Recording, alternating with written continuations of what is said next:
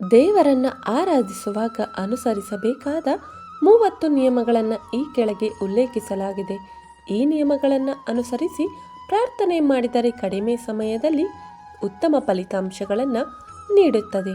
ಪ್ರತಿಯೊಂದು ಶುಭ ಸಂದರ್ಭದಲ್ಲೂ ಪಂಚದೇವರನ್ನು ಪ್ರಾರ್ಥಿಸುವುದು ಕಡ್ಡಾಯವಾಗಿರಬೇಕು. ಸೂರ್ಯ, ಗಣೇಶ, ದುರ್ಗಾ, ಶಿವ ಮತ್ತು ವಿಷ್ಣು ದೇವರು ಸೇರಿ ಪಂಚದೇವರು ಎಂದು ಕರೆಯಲಾಗುತ್ತದೆ. ದೈನಂದಿನ ಪ್ರಾರ್ಥನೆಯಲ್ಲಿ ಅವುಗಳನ್ನು ಸೇರಿಸುವುದರಿಂದ ಲಕ್ಷ್ಮೀ ದೇವಿಯ ಆಶೀರ್ವಾದ ಪಡೆಯಲು ಸಹ ನಿಮಗೆ ಸಹಾಯ ಮಾಡುತ್ತದೆ. ಅಲ್ಲದೆ ನೀವು ಈ ನಿಯಮವನ್ನು ಸರಿಯಾಗಿ ಪಾಲಿಸಿದರೆ ಸಂಪತ್ತು, ಆರೋಗ್ಯ ಮತ್ತು ಸಂತೋಷ ಯಾವಾಗಲೂ ನಿಮ್ಮ ಸುತ್ತ ಇರುತ್ತದೆ. ಗಣೇಶ, ಶಿವ ಮತ್ತು ಭೈರವ ದೇವರಿಗೆ ತುಳಸಿ ಪತ್ರೆಯನ್ನು ಅರ್ಪಿಸಬಾರದು. ದುರ್ಗಾ ದೇವರಿಗೆ ಗರಿಕೆ ಹುಲ್ಲು ಅರ್ಪಿಸಬಾರದು. ಇದನ್ನು ಗಣೇಶನಿಗೆ ವಿಶೇಷವಾಗಿ ಶಿಫಾರಸು ಮಾಡಲಾಗಿದೆ. ಸೂರ್ಯ ದೇವರಿಗೆ ದೈವಿಕ ಶಂಖದಿಂದ ನೀರನ್ನು ನೀಡಬಾರದು. ನೀವು ಸ್ನಾನ ಮಾಡದೆ ಎಂದಿಗೂ ತುಳಸಿ ಎಲೆಗಳನ್ನು ಕೀಳಬಾರದು. ಸ್ನಾನ ಮಾಡದೆ ತರಿದು ಹಾಕಿದರೆ ಅಥವಾ ತುಳಸಿ ಗಿಡದಿಂದ ಕಿತ್ತುಕೊಂಡರೆ ದೇವರು ಈ ಎಲೆಗಳನ್ನು ಅರ್ಪಿಸಿದಾಗ ಸ್ವೀಕರಿಸುವುದಿಲ್ಲ ಎಂದು ನಂಬಲಾಗಿದೆ. ನಾವು ದಿನಕ್ಕೆ 5 ಬಾರಿ ಪ್ರಾರ್ಥಿಸಬೇಕು ಎಂದು ಗರುಡ ಪುರಾಣ ಹೇಳುತ್ತದೆ. ಇದನ್ನು ಅನುಸರಿಸುವ ಕುಟುಂಬಗಳಿಗೆ ಎಂದಿಗೂ ಆರ್ಥಿಕ ಅಥವಾ ಆರೋಗ್ಯ ಸಮಸ್ಯೆಗಳು ಬರುವುದಿಲ್ಲ ಎಂದು ಕೂಡ ನಂಬಲಾಗಿದೆ. ಬೆಳಗ್ಗೆ 5 ರಿಂದ 6 ಗಂಟೆಗೆ ಬ್ರಹ್ಮ ಪೂಜೆ ಹಾಗೂ ಆರತಿ, ಬೆಳಗ್ಗೆ 9 ರಿಂದ 10 ಗಂಟೆಗೆ ಮತ್ತೆ ಪೂಜೆ ಮಾಡಿ ಮಧ್ಯಾಹ್ನದ ಪೂಜೆ ಇದಾದ ಬಳಿಕ ದೇವರನ್ನು ನಿದ್ದೆ ಮಾಡಲು ಬಿಡಬೇಕು. ಸಂಜೆ 4 ರಿಂದ 5 ಗಂಟೆಗೆ ಪೂಜೆ ಹಾಗೂ ಆರತಿ, ರಾತ್ರಿ 8 ರಿಂದ 9 ಗಂಟೆಗೆ ಶಯನ ಪೂಜೆ. ಗಂಗಾ ಜಲವನ್ನು ಯಾವುದೇ ಪ್ಲಾಸ್ಟಿಕ್, ಅಲ್ಯೂಮಿನಿಯಂ ಅಥವಾ ಕಬ್ಬಿಣದ ಪಾತ್ರೆಗಳಲ್ಲಿ ಇಡಬಾರದು. ಇದನ್ನು ತಾಮ್ರದ ಪಾತ್ರೆಗಳಲ್ಲಿ ಇಡಲು ಸೂಚಿಸಲಾಗಿದೆ. ಮಹಿಳೆಯರು ಅಥವಾ ಪುರುಷರು ಯಾವುದೇ ವಿಚಿತ್ರ ಸಂದರ್ಭಗಳಲ್ಲಿ ದೈವಿಕ ಶಂಖವನ್ನು ಊದಬಾರದು. ಹಾಗೆ ಮಾಡಿದರೆ ಲಕ್ಷ್ಮಿ ನಿಮ್ಮ ಮನೆಯಿಂದ ನಿರ್ಗಮಿಸುತ್ತಾಳೆ ಎಂದು ಹೇಳಲಾಗುತ್ತದೆ. ದೇವರು ಮತ್ತು ದೇವತೆಗಳ ವಿಗ್ರಹಗಳ ಕಡೆಗೆ ನೀವು ಎಂದಿಗೂ ನಿಮ್ಮ ಬೆನ್ನನ್ನು ತೋರಿಸಬಾರದು. ಕೇತಕಿ ಪುಷ್ಪವನ್ನು ಶಿವನಿಗೆ ಯಾವ ಕಾರಣಕ್ಕೂ ಅರ್ಪಿಸಬಾರದು. ಯಾವುದೇ ಆಶಯವನ್ನು ಈಡೇರಿಸಲು ನೀವು ಯಾವುದೇ ದೇವರನ್ನು ಬೇಡಿಕೊಳ್ಳುವಾಗಲೂ ಯಾವಾಗಲೂ ದಕ್ಷಿಣೆ ನೀಡಬೇಕು. ದಾನ ಮಾಡುವಾಗ ನಿಮ್ಮ ಯಾವುದೇ ಕೆಟ್ಟ ಅಭ್ಯಾಸಗಳನ್ನು ನಿಲ್ಲಿಸುವ ನಿರ್ಣಯವನ್ನು ತೆಗೆದುಕೊಳ್ಳಿ ಅಥವಾ ನಿರ್ಧಾರ ಮಾಡಿ. ನಿಮ್ಮ ನಕಾರಾತ್ಮಕತೆಯನ್ನು ನೀವು ಎಷ್ಟು ಬೇಗನೆ ನಾಶ ಮಾಡುತ್ತೀರೋ ಅಷ್ಟು ಬೇಗ ನಿಮ್ಮ ಆಸೆ ಈಡೇರುತ್ತದೆ. ಗರಿಕೆಯನ್ನು ಭಾನುವಾರ ದೇವರಿಗೆ ಅರ್ಪಿಸಬಾರದು. ಲಕ್ಷ್ಮಿಗೆ ಕಮಲದ ಹೂವನ್ನು ಅರ್ಪಿಸಬೇಕು. ನೀವು 5 ದಿನಗಳವರೆಗೆ ಇದೇ ಹೂವಿಗೆ ನೀರನ್ನು ಸಿಂಪಡಿಸಿ ಮತ್ತೆ ಮತ್ತೆ ಅರ್ಪಿಸಬಹುದು. ಬಿಲ್ವದ ಹಣ್ಣು ಶಿವನಿಗೆ ಪ್ರಿಯವಾದುದಾಗಿದೆ. 6 ತಿಂಗಳವರೆಗೆ ಇದು ಅಳಸುವುದಿಲ್ಲ. ನೀರನ್ನು ಸಿಂಪಡಿಸಿದ ನಂತರ ಅದನ್ನು ಮತ್ತೆ ಶಿವಲಿಂಗಕ್ಕೆ ಅರ್ಪಿಸಬಹುದು. ತುಳಸಿ ಎಲೆಗಳನ್ನು ಸಹ 11 ದಿನಗಳವರೆಗೆ ಹಾಳಾಗಿದೆ ಎಂದು ಪರಿಗಣಿಸಲಾಗುವುದಿಲ್ಲ. ನೀವು ಪ್ರತಿದಿನ ನೀರನ್ನು ಸಿಂಪಡಿಸಿ ಅದೇ ಪಾತ್ರೆಗಳನ್ನು ದೇವರಿಗೆ ಅರ್ಪಿಸಬಹುದು.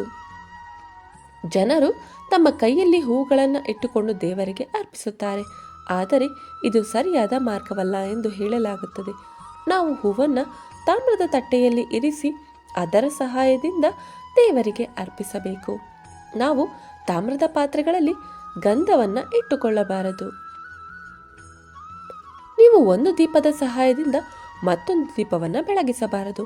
ಹಾಗೆ ಮಾಡುವ ಜನರು ಅನಾರೋಗ್ಯಕ್ಕೆ ಒಳಗಾಗುತ್ತಾರೆ ಎಂದು ಶಾಸ್ತ್ರ ಹೇಳುತ್ತದೆ. ಬುಧವಾರ ಮತ್ತು ಭಾನುವಾರ ಅರಳಿ ಮರಕ್ಕೆ ನೀರನ್ನು ಹಾಕಬಾರದು. ಪೂರ್ವ ಅಥವಾ ಉತ್ತರದ ಕಡೆಗೆ ಮುಖ ಮಾಡಿ ಪೂಜೆಯನ್ನು ಯಾವಾಗಲೂ ಮಾಡಬೇಕು. ಬೆಳಗ್ಗೆ 6 ರಿಂದ 8ರವರೆಗೆ ಪ್ರಾರ್ಥಿಸುವುದನ್ನು ಅಭ್ಯಾಸ ಮಾಡಿಕೊಳ್ಳಿ. ದೇವರ ಪ್ರಾರ್ಥನೆ ಮಾಡಲು ಉಣ್ಣೆಯ ಚಾಪೆಯನ್ನು ಯಾವಾಗಲೂ ಪರಿಗಣಿಸಿ. ನಿಮ್ಮ ದೇವರ ಕೋಣೆಯಲ್ಲಿ ಪ್ರತಿದಿನ ಬೆಳಗ್ಗೆ ಮತ್ತು ಸಂಜೆ ದೀಪವನ್ನು ಹಚ್ಚಿ. ಒಮ್ಮೆ ತುಪ್ಪ ಮತ್ತೊಮ್ಮೆ ಎಣ್ಣೆಯಿಂದ ದೀಪವನ್ನು ಹಚ್ಚಿ.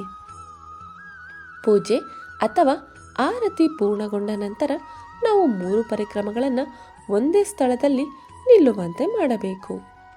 ಭಾನುವಾರ ಚಂದ್ರಮಾಸದ 11ನೇ ದಿನ, ಚಂದ್ರಮಾಸದ 12ನೇ ದಿನ ಮತ್ತು ಸಂಕ್ರಾಂತಿಯಂದು ತುಳಸಿ ಪತ್ರೆಯನ್ನು ಗಿಡದಿಂದ ಕೀಳಬಾರದು.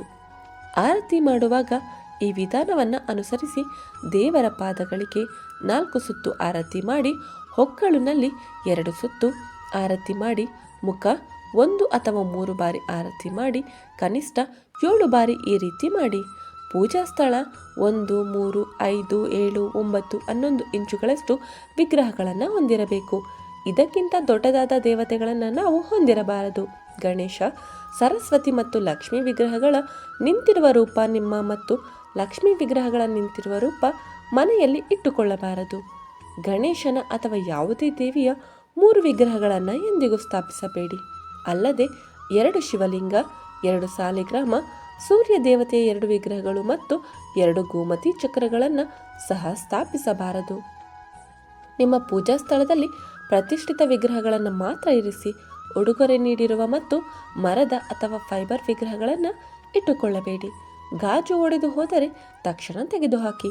ಒಡೆದು ಹೋದ ವಿಗ್ರಹಗಳಿಗೆ ಪ್ರಾರ್ಥಿಸಬೇಡಿ. ಅವುಗಳನ್ನು ಶಾಸ್ತ್ರದ ಪ್ರಕಾರ ನಿರ್ಬಂಧಿಸಲಾಗಿದೆ ಮತ್ತು ಅವುಗಳನ್ನು ದುರಾದೃಷ್ಟಕರವೆಂದು ಪರಿಗಣಿಸಲಾಗುತ್ತದೆ. ಈ ಹಿನ್ನೆಲೆಯಲ್ಲಿ ಒಡೆದ ವಿಗ್ರಹಗಳನ್ನು ವಿಸರ್ಜನೆ ಮಾಡುವ ಮೂಲಕ ವಿಲೇವಾರಿ ಮಾಡಬೇಕು. ಆದರೆ ಶಿವಲಿಂಗವನ್ನು ಮಾತ್ರ ಯಾವುದೇ ಪರಿಸ್ಥಿತಿಯಲ್ಲಿದ್ದರೂ ಅದನ್ನು ಮುರಿದು ಹೋಗಿದೆ ಎಂದು ಪರಿಗಣಿಸಲಾಗುವುದಿಲ್ಲ. ನಿಮ್ಮ ಮಂದಿರದ ಮೇಲೆ ಬಟ್ಟೆ, ಪರಿಕರಗಳು, ಪುಸ್ತಕಗಳು ಅಥವಾ ಪೂಜಾ ಸಾಮಗ್ರಿಗಳನ್ನು ಇಡಬೇಡಿ. ದೇವರ ಕೋಣೆ ಮುಂಭಾಗಕ್ಕೆ ಪರದೆಯನ್ನು ಹಾಕುವುದು ಬಹಳ ಅವಶ್ಯಕ. ಇನ್ನು ನಿಮ್ಮ ಹೆತ್ತವರ ಫೋಟೋಗಳನ್ನು ಪೂಜಾ ಕೋಣೆಯಲ್ಲಿ ಇಡಬೇಡಿ. ನೀವು ಈ ಕೆಳಗಿನ ವಿಗ್ರಹಗಳ ಸುತ್ತ ಇಷ್ಟು ಸುತ್ತು ಸುತ್ತಬಹುದು: ವಿಷ್ಣು 4 ಸುತ್ತು, ಗಣೇಶ 3 ಸುತ್ತು, ಸೂರ್ಯದೇವತೆ 7 ಸುತ್ತು, ದುರ್ಗಾದೇವಿ 1 ಸುತ್ತು, ಶಿವ ಅರ್ಧ ಸುತ್ತು. ಈ ಮಾಹಿತಿ ನಿಮಗೆ ಇಷ್ಟವಾದರೆ ದಯವಿಟ್ಟು ಲೈಕ್ ಆ್ಯಂಡ್ ಶೇರ್ ಮಾಡಿ. ಇನ್ನೂ ಹೆಚ್ಚಿನ ಇಂಟ್ರೆಸ್ಟಿಂಗ್ ಮಾಹಿತಿಗಾಗಿ ನಮ್ಮ ಚಾನಲನ್ನು ಸಬ್ಸ್ಕ್ರೈಬ್ ಮಾಡೋದನ್ನು ಮರಿಬೇಡಿ. ಕೇಳಿದ್ದಕ್ಕಾಗಿ ಧನ್ಯವಾದಗಳು.